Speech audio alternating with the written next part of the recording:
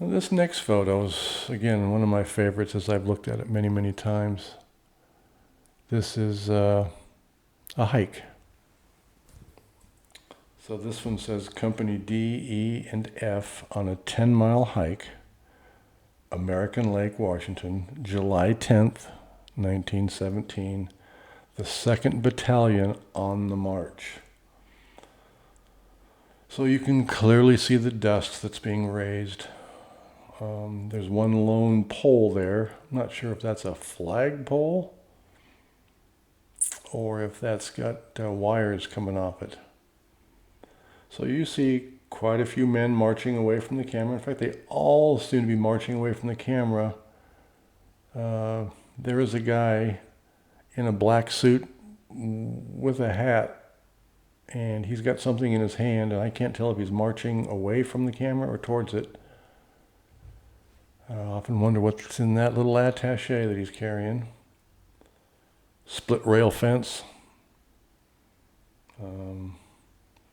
Yeah, pretty dry and dusty July 10th, I'll bet. Again, one of my favorite photographs, and it just shows the slice of life of the reality of the soldier getting ready to go to war. So these next two are at the firing range. And this one is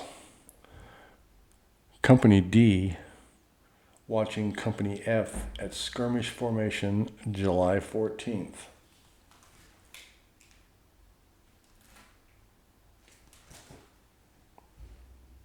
At the target range, American Lake, Camp Lewis.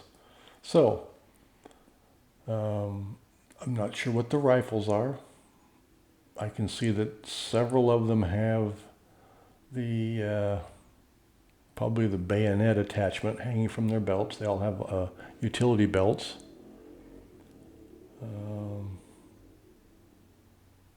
Yeah, they're all looking at the camera. They've all got their hats on except a couple of the guys.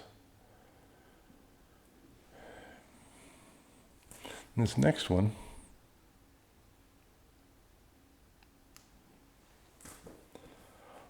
part of Company D on a 10-mile hike, American Lake. So this would be, that was the July 10th. That's July 10th. Part of Company D on a 10-mile hike. And they all have their weapons. It's interesting because they're engineers. And my father ended up being at Bassins, never saw action. He was busy building this massive infrastructure at the Bassins, France. So now here we get into some names.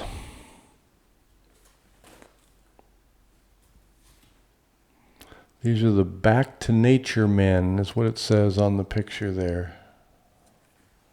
Back to Nature men.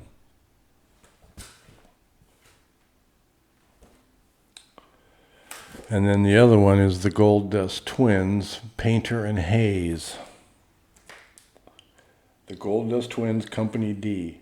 So now over my shoulder here, right there, that's the roster, the complete roster, over 1,200 men that were attached to the 18th Engineers Regiment. And I have found Painter and Hayes' name. In fact, several of the names that are in the photographs were attached to the 18th Engineers. There are some attached to the Ordnance Division and to others that we have names, but we don't know the history as far as who they are. So both of these, when you think about being in the military, there's always hijinks. In basic training and tech school, you're playing grab ass, you're just doing silly stuff. So these pictures reflect that. Even back in 1917, here's two guys with their heads all sloped up, wrapped in towels, just goofing around.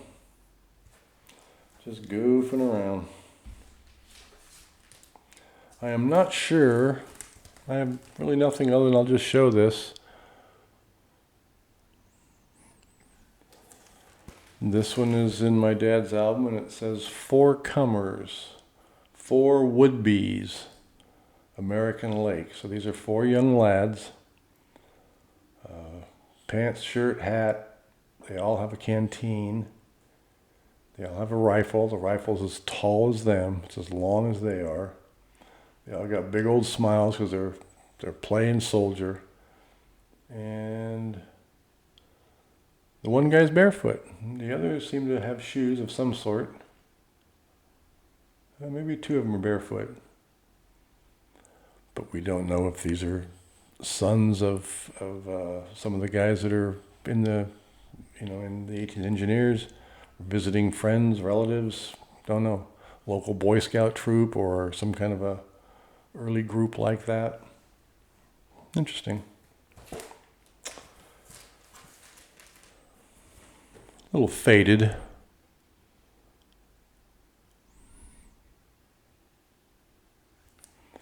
So the 91st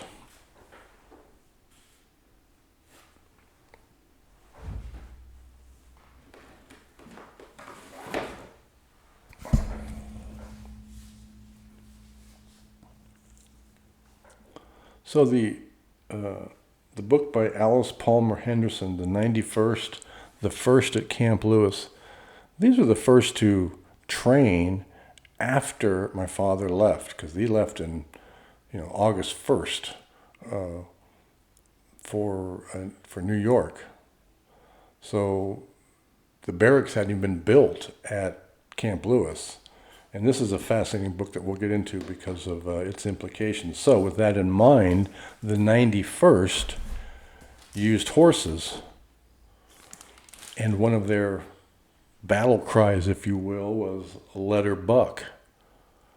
And that was, trying to break the horses. And this is breaking an outlaw, and it's a faded picture, but this guy's breaking a horse out in a clearing, surrounded by about 10 or so other guys, right?